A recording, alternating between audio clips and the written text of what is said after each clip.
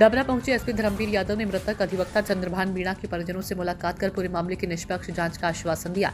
SP ने भरोसा दिलाया कि दोषियों के खिलाफ कठोर से कठोर कार्रवाई की जाएगी और जांच को त्वरित गति से आगे बढ़ाया जाएगा। परिजनों एवं अधिवक्ता संघ ने पुलिस अधिकारियों से अपनी मांगे रखी, जिसके बाद प्रशासन द्वारा सकारात्मक कार्रवाई का आश्वासन दिए जाने पर स्थिति सामान्य होने की उम्मीद जताई जा रही है। मामले को लेकर पुलिस प्रशासन सतर्क है और आगे ही कार्रवाई लगातार जारी। वहीं दूसरी ओर आज सिविल न्यायालय डबरा पहुंचे वरिष्ठ अधिवक्ता सुनील मिश्रा ने मृतक अधिवक्ता के परिजनों और अधिवक्ता समाज के प्रति अपना समर्थन जताया। अधिवक्ता अनिल मिश्रा ने कहा कि मैं इस पूरे प्रकरण में हर मोड़ पर वकीलों के साथ खड़ा हूं। न्याय दिलाने के लिए जो भी कदम उठाने होंगे पूरे अधिवक्ता समाज के साथ मिलकर उठाए जाएंगे। अधिवक्ताओं का कहना है कि जब तक दोषियों पर कड़ी कार्रवाई नहीं होती तब तक उनका विरोध जारी रहेगा। न्यायालय परिसर में आज वकीलों ने शांतिपूर्ण तरीके से अपनी मांगे दोहराई और प्रशासन से त्वरित कार्रवाई की मांग की। मनीष बरौदिया की रिपोर्ट। जो चंद्रभान मीणा की मौत को लेकर आज एसपी भी आए थे, आप लोगों ने ज्ञापन दिया, किस तरह का रहा, क्या मांग रही, क्या संतुष्ट रहे? देखिए, कल भी एसपी महोदय ग्वालियर ने हमको आश्वासन दिया था, उनकी सूचना भी आई थी कि वो लगभग 4 बजे आएंगे।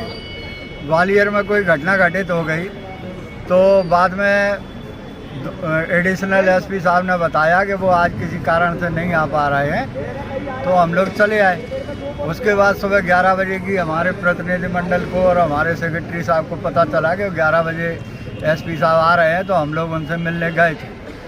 हमने हमारे प्रतिनिधिमंडल ने उनसे कहा भी कि भाई आपने जो है संबंधितों के विरुद्ध अभी तक कोई कार्रवाई नहीं की। उस कार्रवाई में सबसे पहली कार्रवाई करने की हमारी मांग थी कि जो तत्कालीन उस समय जो है पुलिसकर्मी थे उनके विरुद्ध अभी तक किसी भी प्रकार की कोई कार्रवाई नहीं हुई है। दूसरा, उनको ना तो सस्पेंड किया गया है, ना यहाँ से हटाया गया है, ना ट्रांसफ़र किया गया है। तो उन्होंने ये कहा कि भाई देखो 1-2 दिन में जो है हम सिट की सारी कटाई, हालांकि उन्होंने ये कहा था कि हम इसकी निष्पक्ष व्यक्ति से जांच कराएंगे, निष्पक्ष पुलिस अधिकारियों से जांच कराएंगे। और उन्होंने ये भी बताया कि उन्होंने इसके लिए भितरवार टीआई और भितरवार एसडीओपी साहब को नियुक्त कर दी। एसआईटी की बात की जा रही है कि एसआईटी से भी जांच की गठन, एसआईटी से भी जांच की गठन की उन्होंने बात आई है और उन्होंने कहा है कि हम आपको 24 घंटे के अंदर जो है जो और शेष लोग रह गए हैं उनके गिरफ्तार कर लेंगे। पूर्ण आश्वासन दिया गिरफ्तार करने का, निष्पक्ष जांच करने का। और उन्होंने ये भी आश्वासन दिया कि 15 दिवस के अंदर चालान संबंधी संपूर्ण कार्रवाई करके चालान न्यायालय में प्रस्तुत कर देंगे। तो क्या अभिभाषक संघ अभी से अभिभाषक संघ जो है इस कारण से थोड़ा सा रुष्ट है और उनमें आक्रोश इस कारण व्याप्त है कि भाई जब तक उनका अभिभाषक संघ का कहना ये है कि जब तक किसी व्यक्ति के विरुद्ध, जिसमें हमने अपने आवेदन पत्र में तत्कालीन पुलिस अधिकारियों के विरुद्ध बताया है, नाम बताए हैं, जब तक उनको उस स्थान से हटाया नहीं जाएगा तब तक निष्पक्ष जांच नहीं हो सकती है।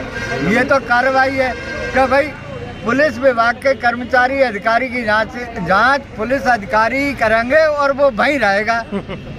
तो ये तो निष्पक्ष, एक जज के लड़के की या हमारे एक वकील के लड़के की जांच साहब हमारे वकील करेंगे तो वो निष्पक्ष हो ही नहीं सकती। भाई उसके लिए आपको एक अलग प्रतिनिधिमंडल, अलग निष्पक्ष बॉडी से जांच करानी पड़ेगी, तभी उचित और वैधानिक जांच संभव है, अन्यथा है नहीं। इसलिए हमारे वकीलों में, अभिभाषक संघ में आक्रोश व्याप्त है।